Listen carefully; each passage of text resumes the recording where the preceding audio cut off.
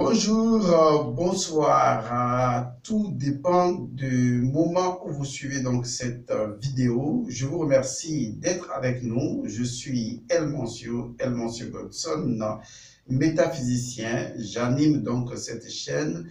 Et dans cette nouvelle saga que nous avons mise en place sur ma fleuve, il s'agit donc de parler des fonctions métaphysiques du pénis. Ce n'est pas courant, mais je pense que vous avez commencé à certainement aimer, à apprécier et à tirer des enseignements de ce que nous vous proposons et que librement vous prenez ou vous ne prenez pas ou vous prenez ce que vous avez à prendre. Donc, nous avons fait savoir qu'il y a 7 fonctions métaphysiques du pénis. Et nous avons étudié donc la première fonction qui est donc la fonction michaélienne, donc la fonction d'extraction de la lumière. Ensuite, nous avons démontré que l'organe pénien est un organe du guide spirituel, donc un organe du bâton de Moïse, un organe de commandement, donc lié à cette fonction serpentile directement de commandement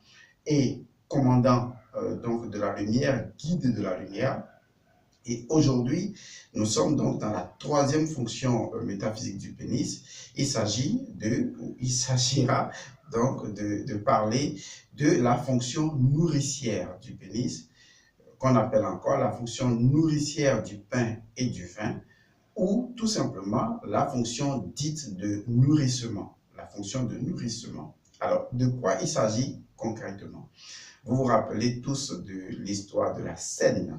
La scène, je parle de la scène de Jésus-Christ avec ses disciples, cette scène très peinte que nous avons tous ou que nous aimons tous. Eh bien, cette scène qui démontre donc le partage du pain et du vin, eh bien, c'est tout simplement ce que je pourrais appeler la fonction coïtale. Il s'agit donc de comprendre que le phénomène de la scène est tout simplement lié au phallus, lié tout simplement à cette fonction primordiale du pénis, où le guide de lumière vient donner la manne du ciel, vient donner le pain et le vin. Nous l'expliquerons tout au long donc de cette vidéo et je vous demanderai d'être suffisamment attentif. Et si vous avez des commentaires à faire, des questions à poser, des apports à faire, eh bien, nous resterons tout à fait à l'écoute pour pouvoir les intégrer ou les faire savoir vos demandes à travers donc d'autres vidéos. Si vraiment c'est nécessaire, ce serait avec plaisir. Nous sommes sur un site de partage. Alors, il est important de savoir que notre pénis possède une fonction très utile, très indispensable, c'est celle nourricière du pain et du vin, ou la fonction nourricière de la manne tombée du ciel, si vous voulez, que moi je vais appeler tout simplement la fonction du Saint-Esprit, puisque le pain et le vin, représentant donc le corps et le sang du Christ, Christ en tant que personnage ésotérique, en tant que principe spirituel de la lumière, eh bien, nous sommes en face de ce qu'on appelle l'Esprit divin ou l'Esprit Saint pour certaines personnes, qui n'est rien d'autre que la manifestation du principe christique. C'est pourquoi Jésus disait à ses apôtres, si je ne m'en vais pas, je ne vous enverrai pas le Paraclet, l'Esprit de vérité. Et donc cet Esprit Saint, cet Esprit de vérité, cet Esprit de lumière, quels que soient les différents noms qui lui sont donnés dans les différentes connotations, eh bien, ce n'est qu'une fonction que nous allons voir aujourd'hui liée à la capacité que notre pénis a de nourrir. Donc, notre pénis est un organe nourricier. Ça, il faut vraiment le garder à l'esprit. Il vous nourrit. Il nourrit durant la relation coïtale. Il nourrit donc l'homme et la femme. Encore qu'il faut savoir comment opérer pour obtenir donc cette nourriture du pénis. Parce que pour ce que je constate aujourd'hui dans la fonction qu'on appelle la baise, qui est différente donc de faire l'amour, dans la baise, les gens ne retrouvent pas justement la nature nourricière du pénis. On a comme l'impression que le pénis ne nourrit pas lorsqu'on parle de la baise. Mais lorsqu'on parle de faire l'amour, selon les configurations métaphysiques, je vous assure, le pénis possède la fonction de nourrissement. la fonction qui vous permet de régénérer de l'intérieur. Et ça, c'est vraiment la vérité que je partage avec vous. Alors, allons plus en détail dans ce que nous avons à dire sur la question. Il faut reconnaître que l'univers tout entier est fait d'un certain nombre d'éléments ou de principes, c'est-à-dire l'ordre, l'équilibre, l'harmonie. Ce qui veut dire que si nous partons du principe que tout est vibration, que tout est énergie, cela veut dire alors que l'énergie doit être ordonnée. Ordonnée veut dire quoi? Ordonnée veut dire que chaque chose doit être à sa place. Donc, le fait de mettre les choses à leur place, cela fait gagner de l'énergie. Lorsque les choses ne sont pas à leur place, cela fait perdre de l'énergie. Lorsque les choses sont à leur place, cela élève. Lorsque les choses ne sont pas à leur place, les choses sont corrompues, les choses se dégradent. L'ordre signifie tout simplement, et c'est ça qu'on appelle le cosmos, l'ordre veut dire simplement que chaque chose est à sa place. Et c'est ce qui apporte l'équilibre universel. Sans l'ordre, il ne peut pas y avoir d'équilibre. Donc de l'ordre, on passe à l'équilibre. L'équilibre veut dire tout simplement que chaque chose que nous faisons, nous devons veiller à ce que l'énergie produite puisse être une énergie qui nous mette simplement dans l'équilibre. Et à partir du moment où je produis une énergie qui me déséquilibre, alors je perds de l'énergie. À partir du moment où je pose un acte qui me déséquilibre, je perds de l'énergie. Par exemple, la maladie est un déséquilibre la plupart du temps. Et donc, vous savez, on se trouve dans un état de perte d'énergie.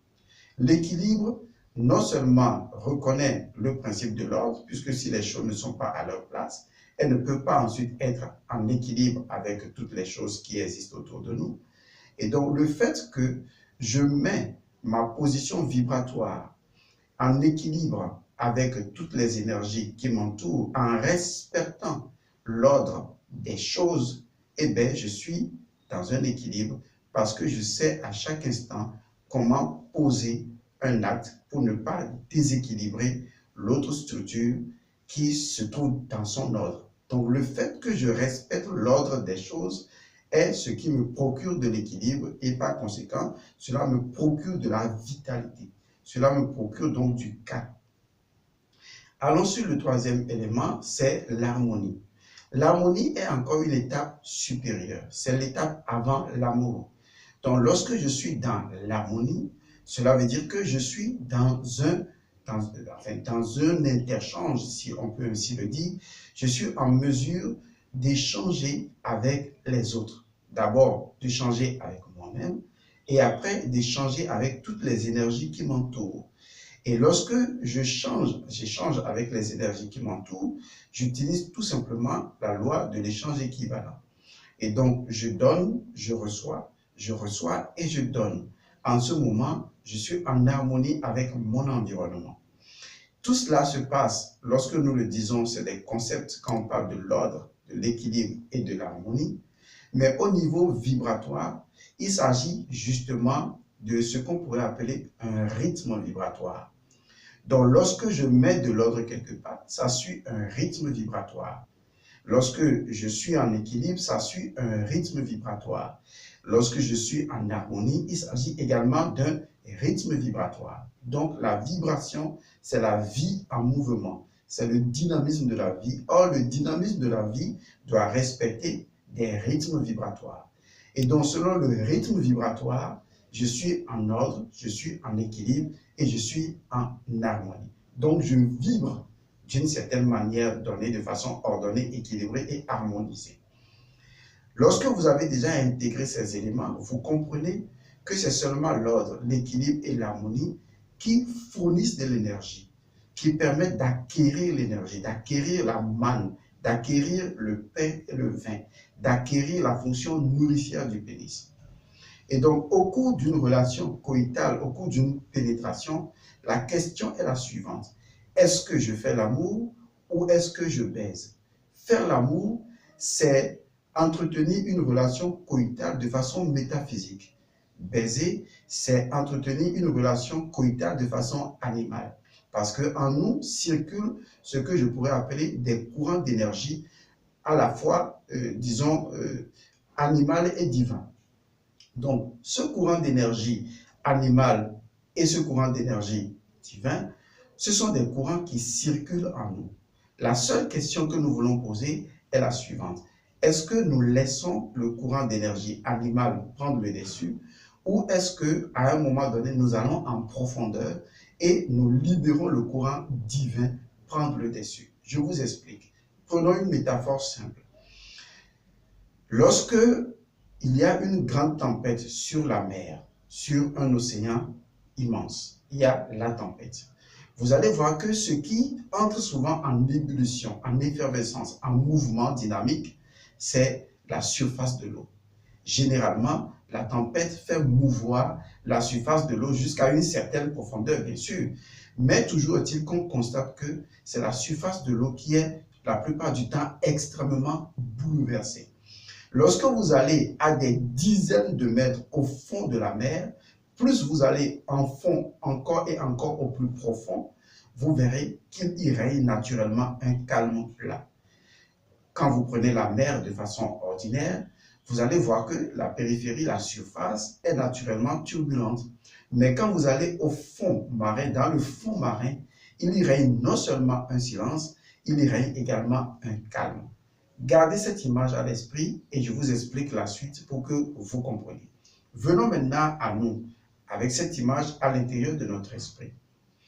Lorsque nous avons des envies, disons au niveau sexuel, nous sommes exactement comme la mer. Il y a une partie superficielle de nous qui est la partie animale, qui est en ébullition, qui a envie. Et généralement, la plupart du temps, quand nous entrons en relation sexuelle, nous ne suivons que cette partie animale. Et comment ça se passe généralement? Si vous êtes un homme, puisqu'on s'adresse aux hommes en premier, l'homme, qu'est-ce qu'il va faire? Il prend la femme.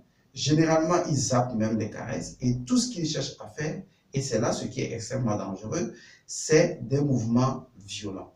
Le mouvement qu'on lui a appris souvent et qui croit être le mouvement le plus idéal, c'est le mouvement de va et de vient. Et pour lui, ce n'est que ce mouvement qui est le mouvement idéal pour pouvoir faire une relation coïtale.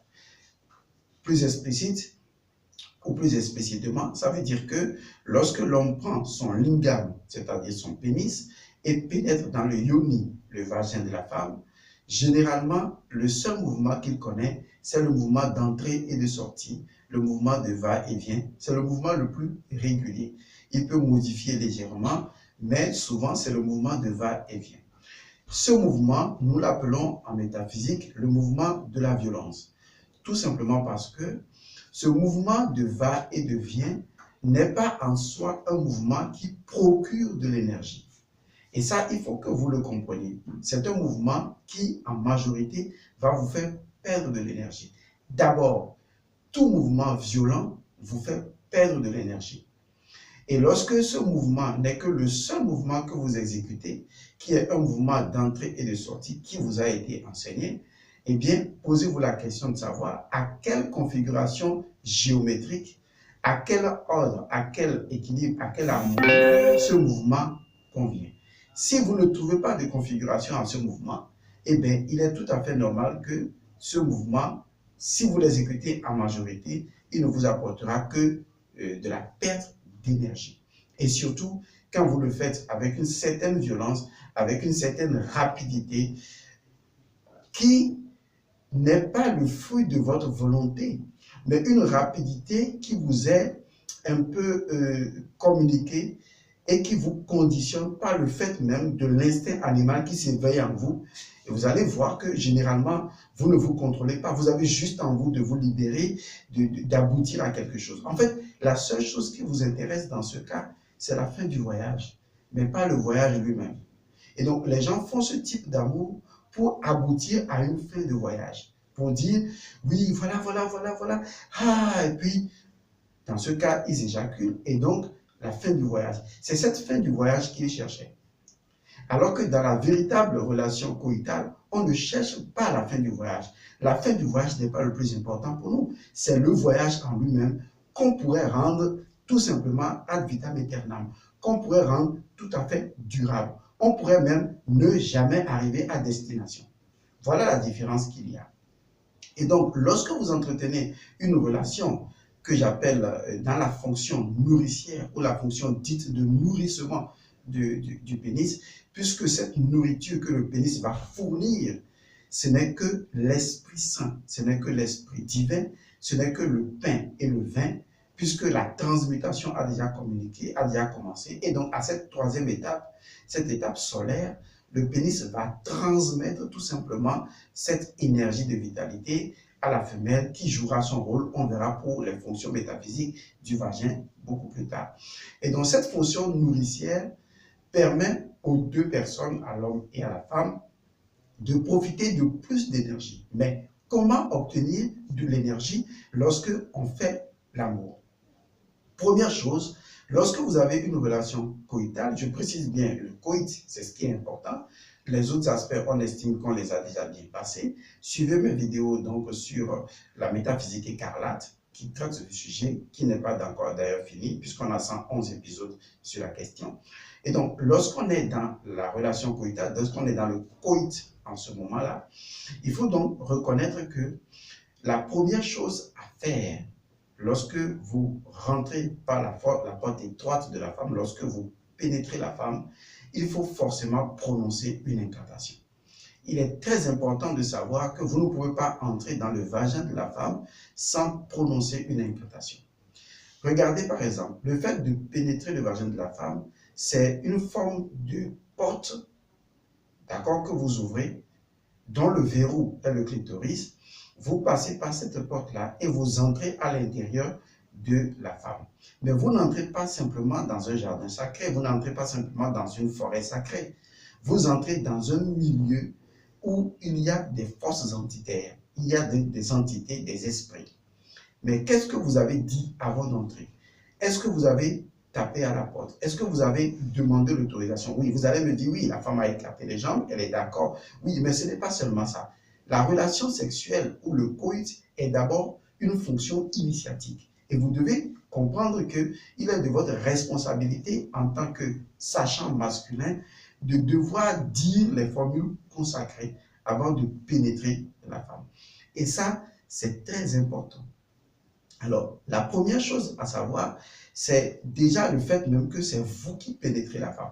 Ça devrait déjà vous étonner, puisque Dieu a fait les choses de telle sorte que la femme n'est qu'une ouverture et vous exécutez la pénétration. Et par conséquent, vous devez, prononcer une incantation qui va dans ce sens. Et donc, au moment où vous pénétrez donc la femme, vous devrez dire quelque chose comme ceci. Mon corps pénètre ton corps, mon âme pénètre ton âme, mon esprit pénètre ton esprit. Et ça, c'est de façon à quitter l'élément le plus bas, puisque c'est là que vous exécutez ce que j'appellerais la métaphore, puisque la relation sexuelle est une métaphore au niveau divin. Vous êtes en train de faire un rituel, vous êtes en train d'utiliser un symbolisme, le langage universel. Donc, par cette pénétration, vous voyez, c'est vous qui pénétrez la femme, vous rentrez dedans. Donc, aussi bien vous rentrez dedans physiquement, vous rentrez dedans au niveau de votre âme, vous rentrez dedans également au niveau de votre esprit. C'est ainsi que cela s'opère, parce que vous y entrez totalement en tant que corps, âme et esprit. Et donc, vous devrez dire une parole comme « Mon corps entre ou pénètre dans ton corps, mon âme pénètre dans ton âme, mon esprit pénètre dans ton esprit. » La femme a également son incantation de réception à donner. Et quand vous dites ça, que vous le dites verbalement ou que vous le dites intérieurement, cela a sa valeur. Parce que ce que vous dites intérieurement, que vous ressentez intérieurement, que vous déclarez, vous dégagez une vibration qui est reconnue par les entités invisibles qui vous entourent et qui est reconnue par le gardien, n'est-ce pas, qui garde le seuil du vagin de la femme. Parce qu'il y a toujours un gardien qui garde. Et je vais vous dire que les gardiens, ce sont les anges, qui sont les gonades de la femme, qui sont les gardiens du vagin et qui voient si vous êtes en train de pratiquer une initiation ou tout simplement de la bêtise. Alors, lorsque vous rentrez dans la femme et que vous dites ces paroles consacrées, mon corps pénètre ton corps, mon âme pénètre ton âme, mon esprit pénètre ton esprit, et que la femme dit également ce qui lui revient, vous pouvez maintenant décider de pratiquer le coït en suivant, disons, les configurations qui tiennent compte de l'ordre, de l'équilibre et de l'amour. Première chose à savoir après cette étape-là, c'est de ne jamais faire des mouvements inconscients. Tous les mouvements que vous allez exécuter doivent demeurer totalement, inévitablement des mouvements conscients. Des mouvements dans lesquels vous êtes présent, vous êtes ici et maintenant. Parce que vous êtes en train de pratiquer quelque chose de sacré, de secret et de saint. Et par conséquent, vous êtes ici au présent. Vous êtes présent au présent. Et donc, aucun mouvement ne devrait vous échapper. L'élément suivant, c'est de faire des mouvements qui puissent répondre à 3 configurations. Première configuration, le cercle. Deuxième configuration, le triangle. Troisième configuration, le carré. Vous voyez, vous devez normalement faire des mouvements qui soient dans ce sens-là et qui soient des mouvements de la marche de la tortue, c'est-à-dire des mouvements extrêmement lents. Lorsque vous pénétrez la femme, vous devez la pénétrer et aller progressivement descendre jusqu'au fond. Et lorsque vous rentrez pour la première fois, vous devez garder un silence. Vous devez rester dedans pendant un temps. Vous devez vous reposer dedans.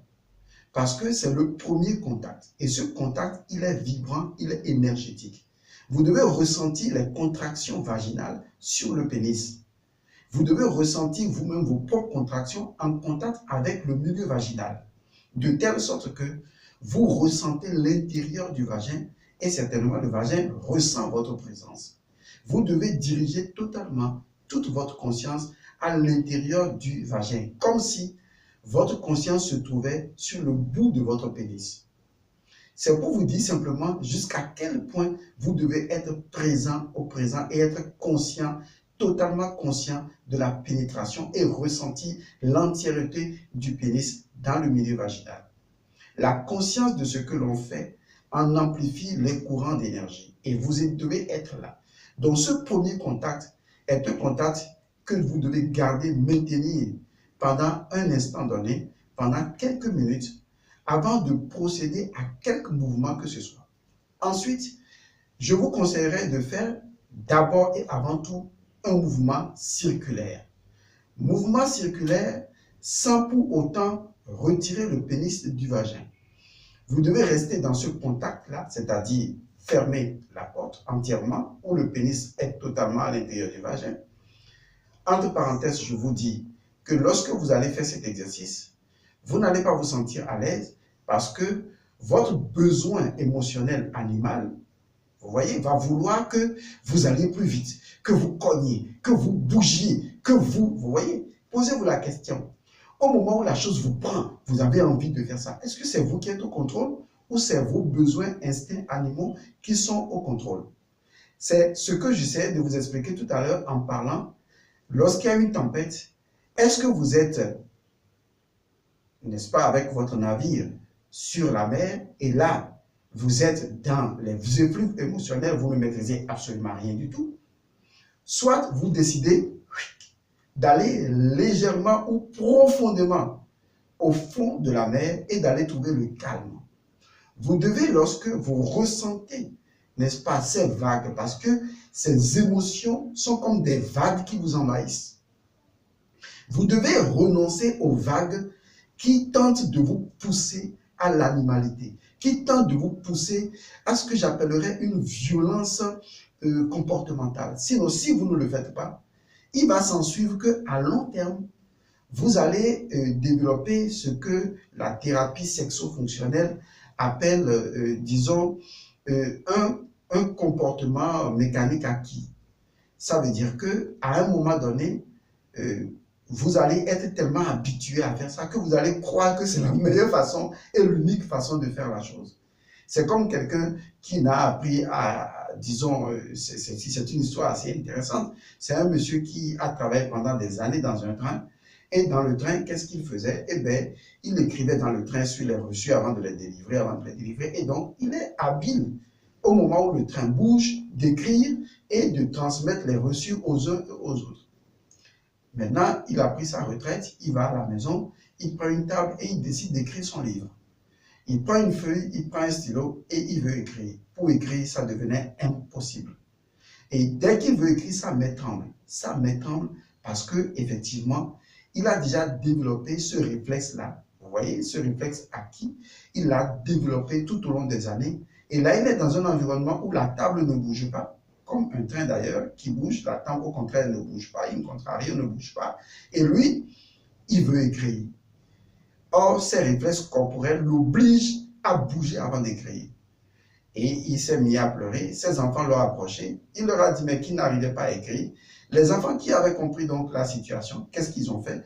Ils ont limé les dessous des 4 positions de la table pour rendre complètement la table totalement instable. Et le monsieur qui se met à sa table avec un stylo, et quand il veut écrire, il constate que la table bouge. Là, il était totalement à l'aise. Et il a commencé donc à bouger la table, et lui-même au moment où il écrivait, et finalement, il a commencé à bien écrire. Lorsque votre corps, pour avoir fait l'amour régulièrement, a développé déjà ce que j'appelle ce réflexe acquis-là, automatiquement, eh bien, il croit que c'est ce qui doit être fait. C'est comme le réflexe éjaculatoire. Tout le monde, pratiquement, est habitué à éjaculer. Du coup, on croit que c'est normal de le faire. Alors que ce que votre corps cherche, ce que vous cherchez à produire de l'énergie, en fait, c'est tout simplement de la jouissance. La jouissance, c'est comme l'illumination. Ceux qui ont atteint l'illumination et qui ont atteint un jour l'orgasme ou la jouissance, qui est différente donc de l'éjaculation, vous diront que la jouissance sexuelle est identique à l'illumination. La différence entre les deux, c'est le champ d'action. L'illumination se produit de l'intérieur vers l'extérieur à partir d'un plan divin, alors que, disons, l'orgasme ou, si vous voulez, la jouissance, qui est différente de l'éjaculation, se produit, disons, sur un plan physique. Mais, au niveau profond, ce que vous ressentez comme de la folie lorsque vous atteignez la jouissance, c'est exactement ce que l'on ressent lorsqu'on atteint l'illumination. C'est une forme de folie qui se produit à un niveau divin. C'est le même rapport.